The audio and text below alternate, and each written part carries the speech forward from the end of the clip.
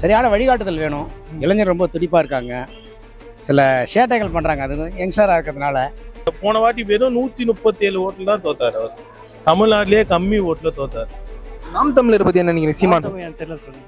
இல்ல நிறைய தமிழ் தேசியம் நிறைய பேசுறாரு. தமிழ் தேசியம் அவர் அது டேஞ்சரான கட்சின்னு ஆக்சுவலாக சொல்ல போனோம். இன்னும் கொஞ்சம் ஒரு படி மேலே போய் சொல்ல போனோம் டேஞ்சர். அவர் ஓட்டை இது பண்ணுவாங்கன்னு சொல்றாங்க நிறைய. அவங்களோட உங்களுக்கும் தெரியும், நீங்களும் யங்ஸ்டர்ஸ் தானே, உங்களுக்கு தெரியாதா? நீங்க எதுக்கு போடுவீங்க? அதெல்லாம் வெளியில சொன்னா நம்மளுக்கு அசிங்கம். அதை அவர் அதை பார்க்காம நம்ம நாட்டை திருத்தணும், அதை திருத்தணும், அது கஷ்டம். இவ்வளோ நேரம் நம்ம சூரியன் ரெட்டல் எப்படியுமே போயிட்டு இருந்தாங்க. இப்போ உள்ள புதிய ஜெனரேஷன் பூரா எல்லாம் விஜய் பக்கம் வந்துட்டாங்களேன்னு ஒரு பயப்படுறாங்க. அதை ஆட்சி டிவிக்கே தானே சொல்றீங்க. டிவிக்கே ஒரு தொகுதி கூட ஜெயிக்க மாட்டாங்க.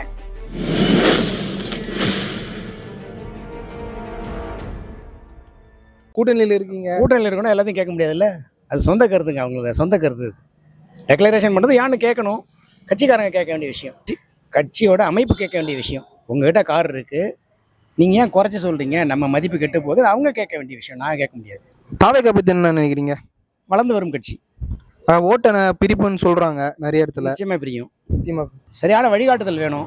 இளைஞர் ரொம்ப துடிப்பாக இருக்காங்க, சில சேட்டைகள் பண்ணுறாங்க. அது யங்ஸ்டராக இருக்கிறதுனால கொஞ்சம் கட்டுப்பாடோடு இருந்தால் பேர் நல்லாயிருக்கும். இனி கூட டி நகர் வருது, பிரச்சனைகள் தேவையில்லாமல் கிரியேட் ஆகிடும். இவங்க ரொம்ப துடிப்பாக இருக்காங்க, ஆர்வ கோளாறுல பண்ணுறாங்க, தவறுகள் நடக்கும். இனி கூட டி நகர் வரதா இருந்தது, கேன்சல் ஆயிடுச்சு. அதை பத்தி என்ன நினைக்கிறீங்க? தெரியல, காலம்பரை வரைக்கும் சொல்லியிருந்தாங்க, வரல. அது எலெக்ஷன் கமிஷன் பண்ண வேண்டிய வேலை. டி நகர் பொறுத்த வரைக்கும் எப்பயுமே ஏடிஎம்கே கோட்டை சத்யானந்த் தான் வருவார். இந்த டி நகர் சத்யா தான் வருவார்.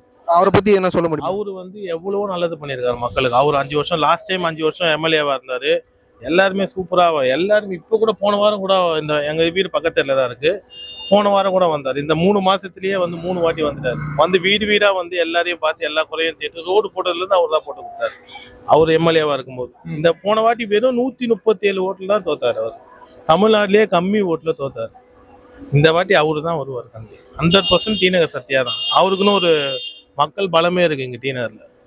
வெஸ்ட் மாம்பலம் சரி, இந்த பக்கம் சரி, கோடம்பாக்கம் சரி, அவருக்குன்னு ஒரு தனி ஃபேன் பேஸே இருக்காங்க. கண்டிப்பா ரொம்ப சகஜமா பழகுவார் மனுஷன். எல்லாருக்கிட்டையும் ஏற்றத்தாழ்வுலாம் பார்க்க மாட்டார். டி நகர் தான் சத்யானந்த் தான், அவரு தான் வருவார். நாம் தமிழர் பத்தி என்ன நினைக்கிறீங்க? சீமான் தெரியல சொல்லுங்க. இல்ல நிறைய தமிழ் தேசியம் நிறைய பேசுறாரு. தமிழ் தேசியம் அவர் அது டேஞ்சரான கட்சின்னு ஆக்சுவலாக சொல்ல போனோம். இன்னும் கொஞ்சம் ஒரு படி மேலே போய் சொல்ல போனோம் டேஞ்சர். அவர் நோக்கம் பிரிவினைவாதத்தை நோக்கி தான் போகுது சீமான். ஆமாம், அதனால அது எனக்கு உடன்பாடு இல்லை. மீடியாங்கிறது ஒரு முக்கியமான ஒரு ஜனநாயகத்தில் மீடியா ஒரு முக்கியமான ஒரு தூண். அது இப்போ தமிழ்நாட்டில் ஆளுங்கட்சி கண்ட்ரோலில் இருக்குது. அதனால நிறைகள் குறைகள் 2 இருக்குது. நிறைய ஒண்டி தான் நம்ம காமிக்கிறோமே தவிர குறைகள் பெருசாக நம்ம விவாதிக்கிறது கிடையாது. அதனால என்னை பொறுத்த வரைக்கும் ஆளுங்கட்சியே திருப்பி வருவோம் தான் நான் நினைச்சிட்டு இருக்கேன். ஆனால் அது என்னோட ஆசை அது கிடையாது. ஆனால் அதுதான் தொடரும்னு நான் நினைக்கிறேன். தாவேகா பத்தி என்ன நினைக்கிறீங்கன்னா? இன்னைக்கு வரதா இருந்தது. நான் அதெல்லாம் கணக்குல வச்சுக்கல சார். வேற எதனா அதிமுக பத்தி கேட்டாங்க சொல்லுவேன். தாவைக்கெல்லாம் கணக்குல இல்ல. அவங்க ஓட்டை இது பண்ணுவாங்கன்னு சொல்றாங்க நிறைய. அவங்களோட உங்களுக்கும் தெரியும், நீங்களும் யங்ஸ்டர்ஸ் தானே, உங்களுக்கு தெரியாதா? நீங்க எதுக்கு போடுவீங்க? இல்லை நான் கேட்குறேன். இப்போ நீங்க என்ன கேட்குறீங்களா? உங்களுக்கு ஃபேமிலி இருக்கு, எல்லாரும் அக்கா தங்கச்சி எல்லாம் இருப்பாங்க. உங்க அக்கா தங்கச்சி இந்த மாதிரி தான் வளர்ப்பீங்களா? நான் பொதுவாக கேட்குறேன். இல்ல நான் செங்கோட்டையெல்லாம் அங்கிருந்து ஏடிஎம்கேல இருந்து நல்லவரா அவரு? இப்போ நீங்க கேட்குறது திரும்பி அவரு நல்லவரா? அவர் ஊழல் பண்ணவே இல்லையா? லஞ்சம் வாங்கவே இல்லையா? இப்போ அந்த மாதிரி ஆள்லாம் கூட சேர்ந்து வச்சு அப்புறம் கேட்டிங்கன்னா நான் என்ன பதில் சொல்ல முடியும்? அதனால திமுக அதிமுக அவங்க 2 பேரை பற்றி கேளுங்க, சொல்கிறேன். இப்போ எடப்பாடி எந்த மாதிரி தாக்கத்தை ஏற்படுத்துவார்னு நினைக்கிறேன்? அவரு அவரே இப்போ எங்கே இருக்கிற அவருக்கே தெரியல. எனக்கு சீமான் தான் ஓட்டு போடுவேன். இருந்தாலும் நம்ம சீமான் வரணும்னு இவ்வளோ போராடுறோம், 15 வருஷமா போராடுறோம். இருந்தாலும் சீமானுக்கு ஒரு வாய்ப்பு கொடுக்கணும்.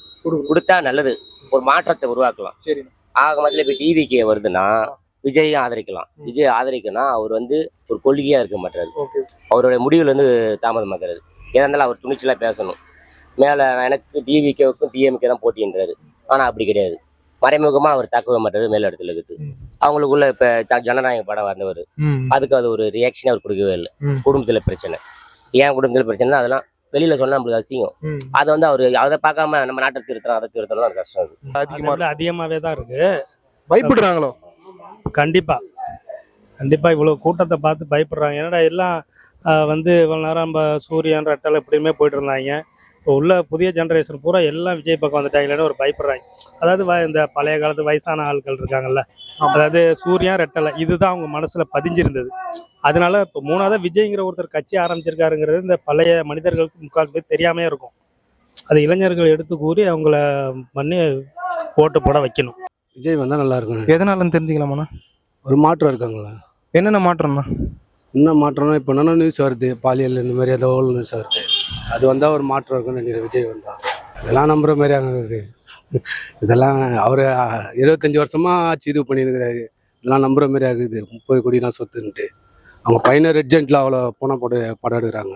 இதெல்லாம் நம்புகிற மாதிரி இல்லை. அவங்க மாற்றி பேசுகிறாரு எல்லாத்தையும். எதுவுமே ஒழுங்காக பேச மாட்டேன்றாரு. எல்லாத்தையும் மாற்றி தான் பேசினுக்கிறாரு. எனக்கு தெரிஞ்சு விஜய்க்கு இருக்குது. எதிர்கட்சி சொல்லுங்க. எதிர்கட்சி திமுக இருக்குன்னு நினைக்கிறேன். திமுக அவங்க என்ன நினைக்கிறது, அவங்க வருவாங்களா வரமாட்டாங்க டவுட்டு தான். ஒன்றுமே எதுவும் இல்லை அவங்க. ஆனால் 27 டிவிக்கே தான் வாய்ப்பு இந்த வாட்டி. ஆமாம், அவங்களுக்கு தான் வாய்ப்பு. இந்த டிவிக்கே பற்றி என்ன நினைக்கிறீங்க? தாவேக்கா டிவிக்கு கூட்டம் இருக்கு, அவ்வளவுதான். அது ஓட்டா கன்வெர்ட் ஆகுமான்னு தெரியாது. அது எப்படி கூட்டம் அவங்க அவ்வளவு தூரம் பார்க்க வராங்க. ஓட்டே இல்லைங்க, பாதி பேருக்கு ஓட்டே இல்லைங்க டிவிக்கில இருக்கிறவங்களுக்கு. 30 கோடி தான் ஒரு சொத்துனே அப்போ காமிச்சு. பார்த்துக்கோங்க, அப்போ நம்ம மக்கள் வந்து எந்த அளவுக்கு ஒரு முட்டாளா ஆயின்னு இருக்குன்னு நீங்க பார்த்துக்கோங்க. ஏன்னா அவர் வச்சு அவரோட சொந்தக்காரங்க அவங்களாம் வச்சு எடுக்கிறாங்கல்ல படம், அவரோட சொத்து மதிப்பு எவ்வளோ பாருங்க. எடுத்துக்காட்டுக்கு டிவிகே விஜய் அவர் வெளியிட்டு இருக்க சொத்தோட மதிப்பு. அப்போ அவரது எதுக்கும் ஒருத்தர் வந்து படம் வச்சு எடுக்கிறாரு, அவரோட சொத்தே இவ்வளோ இருக்குது. அப்போ இவருக்கு வந்து இது இல்லைன்னா தெரில. அது மக்கள் வந்து எந்த அளவுக்கு ஒரு அறியாமையில் இருக்காங்கிறது இதுவே ஒரு சான்று, ஒரு எடுத்துக்காட்டு. இந்த கடைசி 4 வருஷத்துல தானே எல்லாமே பண்றாங்க. அந்த 4 வருஷம் தான் நானும் சொல்றேன். அப்பதான் அது ஆட்சிக்கு வந்ததே இப்பதான் வந்திருக்காரு. அதான் நீங்க சொல்ற மாதிரி 4 வருஷம். அதுக்கு முன்னாடி அவர் ஆட்சியில இல்லையே. இல்ல கடைசியா இந்த இப்ப ஸ்டார்டிங்ல பண்ணியிருந்தா பண்ணிக்கணும். லாஸ்ட் எலெக்ஷன் கிட்ட வரும்போது பண்ற மாதிரி ஓட்டு பண்ற மாதிரி. நான் அப்படி இல்லை, நான் வாங்கணுமா அந்த நலத்திட்ட உதவி நான் வாங்கியிருக்கேன். நீங்க வாங்கிருக்கீங்க? என்ன மாதிரி நிறைய பேர் வாங்கியிருக்காங்க, நானே வாங்கி கொடுத்துருக்கேன். ஒரு பேர்ல ஒரு கார் கூட இல்ல. ஆமா, அவர் வந்து வாழும் காமராஜர். எல்லாரும் காமராஜர் இறந்து போயிட்டாங்கன்னு நினைச்சிட்டு இருக்காங்க. உண்மையில மக்கள் முட்டாள் நினைச்சுன்னு இருக்கிறாங்களா? சின்ன பையன் இன்பன் உதயநிதி இட்லி உடை என்ன கடை சுத்தி இட்லி கடையா? இட்லி கடை இன்பன் உதயநிதி பேரன் வந்து ப்ரொடியூசரு. அவர் வச்சிருக்க அரசாங்க கார்ல போக மாட்டாரு. அவர் வச்சிருக்கிறது 2 கோடி ரூபாய் டிஃபெண்டர் காரு. அது ரெட் ஜெயின் பேர்ல இருக்கும். ஒரு மக்களுக்கு சேவை செய்யற ஒரு அரசன் ஒரு சினிமா கம்பெனி தயாரிக்கிற ஒரு கம்பெனி வாங்கி கொடுத்த கார்ல எப்படி நீ போவ? நார்மலா என்ன மாதிரி ஒரு பப்ளிக்னா நீங்க ஒரு 10 பேரை தான் ஒரு நாள் பாப்பீங்க. வீட்டுக்குள்ளேயே இருக்கிற லேடிஸ் இவங்க கிட்ட எல்லாம் வந்து இவங்க கருத்து கணிப்பு இந்த இது எதுக்குமே போகவே கிடையாது. டிவிக்கே டிஎம்கே அவங்க 2 பேருக்கு நடுவுல தான் போட்டி. அது என்ன போட்டி தெரியுமா? 2வது இடம் 3வது இடம் யாரு வராங்கன்றத அவங்க அந்த 2வது இடம் 3வது இடத்துக்கு தான் டிவிகே டிஎம்கேக்கு போட்டி. இந்த வாட்டி கிளீன் ஸ்ட்ரைக் அவங்க 2 பேரையும் முடிச்சுட்டு எடப்பாடியார் தனி பெரும்பான்மையோட 100% 169 சீட்டுல ஏடிஎம்கே 150 சீட் அடிக்கும். இதுக்கு அதான் சொல்றேன்ல, எப்படியோ விஜய் அமுக்கணும். அது ஒரு பிளான் நடந்துகிட்டு இருக்கு. ஆனால் அது கண்டிப்பா விஜய் கிட்ட நடக்காதுன்னு நினைக்கிறேன். ஏன்னா அவர் தைரியமான ஆளு. அவர் கடைசி வரையும் இந்த பத்திரிகையாளர்களை சந்திக்காம இருந்தாருனாலே அவர் முன்னேறிடலாம்.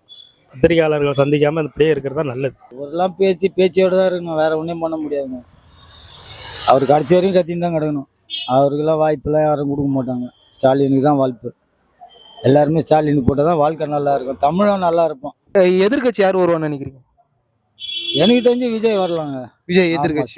இவரு எடப்பாடியெல்லாம் வர முடியாதுங்க. நல்ல தமிழை நேசிக்கிறோம் போட மாட்டான். மக்கள் சென்னையில மக்கள் தெளிவா இருக்காங்க. இவங்க எல்லாம் மீடியா வச்சு ஏமாத்துறாங்க. சென்னை மக்களுக்கு கிளீனா தெரியுது. திரும்ப இந்த வேட்பாளர்ல திமுக வேட்பாளரை திரும்ப போட்டா திரும்ப திமுக ஆட்சிக்கு வர முடியாது, சென்னையில ஜெயிக்கவே முடியாது. அதே மாதிரி சென்னை அவங்க கோட்டைன்னு சொல்ற வரலாறுலாம் சும்மா போய். ஆக்சுவலா ஒவ்வொரு வாட்டி அவங்க ஜெயிக்கிறாங்க, அடுத்த வாட்டி படுதோல்வி அடைகிறாங்க. அந்த ஜெயிக்கிறப்போ மட்டும் சென்னையில இருக்க தொகுதி ஜெயிக்கிறாங்க, அது உண்மைதான் இல்லைன்னு சொல்ல.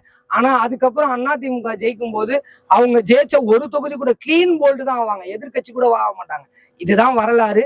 மீண்டும் அந்த வரலாறு திரும்பும் 2026 எடப்பாடியார் தலைமையில் இரட்டை இலை ஆட்சி அமைக்கும். அந்த கொள்கை இல்ல, ஒரு மாதிரி கட்டமைப்பு இல்லைன்னு சொல்றாங்க. அது ஒரு சிலருக்கு, ஒரு சிலரோட கருத்து. அது நிறைய பேரோட கருத்து வந்து பொம்பளை பிள்ளையா இருக்கட்டும் ஆம்பளை பிள்ளையா இருக்கட்டும் விஜய்க்கு தான் போடுவாங்க. திமுகவோட தலைவர் சொத்து மதிப்பு 30 கோடி தான். அவர் பேர் மேல ஒரு கார் கூட இல்லைன்னு அறிவிச்சிருக்காரு. என்ன நினைக்கிறீங்க? அது அவரோட கருத்தா இருக்கலாம். இல்ல நீங்க என்ன நினைக்கிறீங்க? அவ்வளவுதான் ஒரு சொத்து மதிப்பா? இல்ல அதெல்லாம் நிறைய இருக்கும். மறைக்கிறாங்கன்னு நினைக்கிறீங்க? மறைக்கிறாங்க. மறைச்சு என்ன பண்ணுவாங்க? அவங்களோட பிள்ளைங்களுக்கு சேர்த்து வைப்பாங்க. சீமானை பத்தி என்ன நினைக்கிறீங்க? சீமான்லாம் வரதுக்கெல்லாம் சான்ஸ் இல்ல. வாய்ப்பு இல்லையா? சொல்றாருன்னா அது தேர்தல் ஆணையம் தான் கணக்கு எடுக்கணும். அமலாக்கத்துறை அவங்க தான் பார்க்கணும். அது நம்ம பப்ளிக் எதுவும் ரியாக்ஷன் பண்ண முடியாது. இப்போ ஆல்ரெடி விவசாய கூட வச்சுருப்பாங்க, அவங்களுக்கு எவ்வளோ பணம் இருக்கும், மறைமுகமாக வெளியில் காட்டாத பணம் நிறைய பேர் வச்சுருப்பாங்க. இப்போ விஜய் கூட தான் இங்கே ஒரு சொத்து மதிப்பு பண்ணார், அங்கே ஒரு சொத்து மதிப்பு காட்டினார். அது வந்து அவங்களோட உரிமை. அது சொத்து மதிப்பான யாருக்கோட கண்ட்ரோலில் இருக்குது? சிபிஐயும் அமலாக்கத்துறை அவங்களோட கண்ட்ரோலில் இருக்குது. இப்போ நான் சொல்லலாம் எனக்கு 500 கோடி இருக்குதுன்ட்டு, யார் கண்டுபிடிக்கணும்? அவங்க தான் கண்டுபிடிக்கணும். அது அவர் சிஎம் சொல்கிறது அவரோட உரிமை.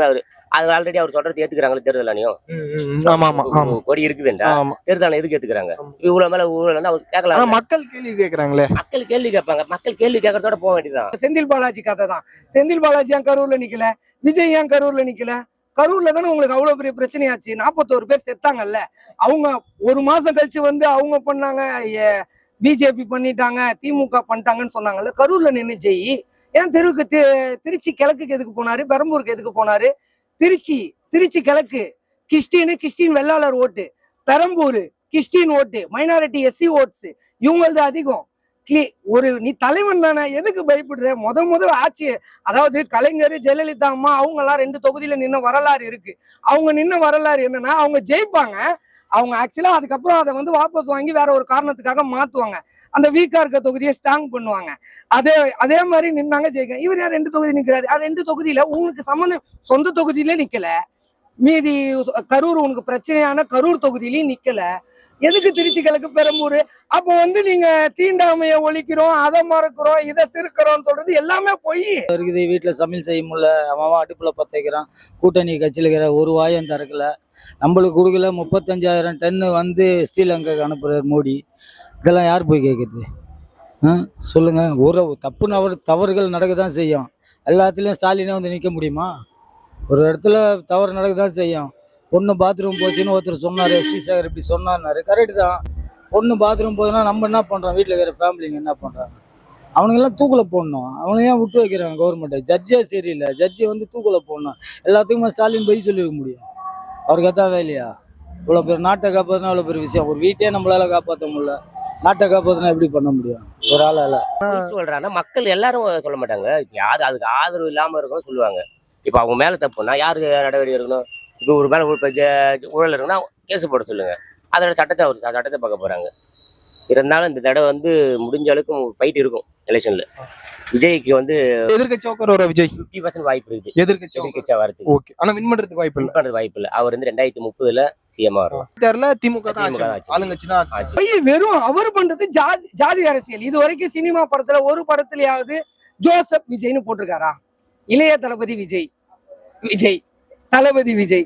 ஏன் இப்ப ஜோசப் விஜய் சரி ரீசெண்டா சொன்னார். சரி, அவரோட முழு பேரு ஜோசப் விஜய், சினிமாக்காக எல்லாரும் பேரை மாத்திராங்க. சிம்பிள். நீ ஏன் அப்ப கிறிஸ்டின் ஓட்டை டார்கெட் பண்ணி போறீங்க? அப்போ அவருக்கே தெரியுது சிம்பிளான ஒரே கான்செப்ட் தான். திருச்சி கிழக்கும் சரி, பெரம்பூரும் சரி, விஜயே ஜெயிக்க மாட்டாரு. அத ஆட்சி டிவிக்கே தானே சொல்றீங்க. டிவிக்கே ஒரு தொகுதி கூட ஜெயிக்க மாட்டாங்க. மறுநாள் காலையில பாக்குறேன் தூசி மோகன் வேட்பாளரா அந்த தொகுதியில அறிவிக்கிறாங்க. அப்ப 20 வருஷமா நாங்க களப்பணி பண்ணிட்டு தான் டிவிக்கு அரசியலுக்கு வந்திருக்கோம்னு சொல்றீங்க. அப்ப 20 வருஷமா வேலை பார்த்த உங்க அடிமட்டனோட நிலைமெல்லாம் நக்கின்னு போனோமா? சம்பந்தமே இல்லாத 106 வேட்பாளர்கள். எதனால அந்த 106 வேட்பாளர்கள் உள்ள வந்தாங்க? இத்தனை வருஷமா உங்க விஜய்க்காக போஸ்ட் ஓட்டினவன் மேல ஏறி பாலை ஊத்தி உளுந்து செத்தவனோட நிலைமை. அப்ப பணம் இருந்தாதான் சீட்டு கொடுப்ப. நீயும் இன்னொரு திமுக தான். நீ மாற்று அரசியலே கிடையாது. நீ இன்னொரு திமுக, நீ மாற்று அரசியலே கிடையாது. மக்கள் திமுக கொடுக்குற பாடத்தை விட டபுள் மடங்கா டிவிக்கு விஜய்க்கு கொடுப்பாங்க. அன்னைக்கு அவரே தமிழக மக்கள் எப்படின்னு தெரிஞ்சுப்பாரு.